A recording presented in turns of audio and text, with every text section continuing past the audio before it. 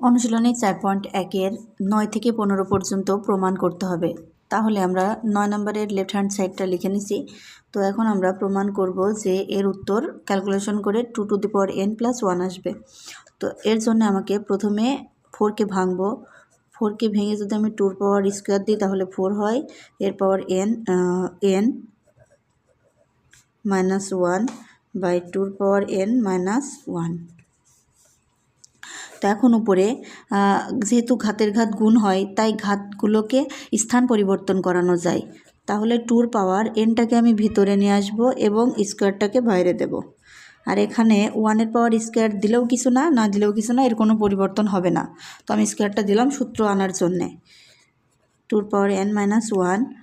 এখন উপরে আমার একটা সূত্র আসছে, সেটা হচ্ছে a square minus B square.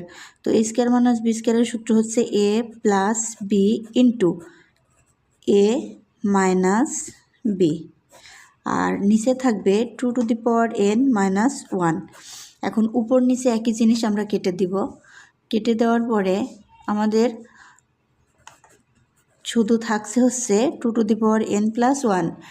আমাদের যেটা প্রমাণ করতে বলেছে এটা চলে এসেছে, তাহলে আমরা এখানে প্রমাণিত লিখতে পারি।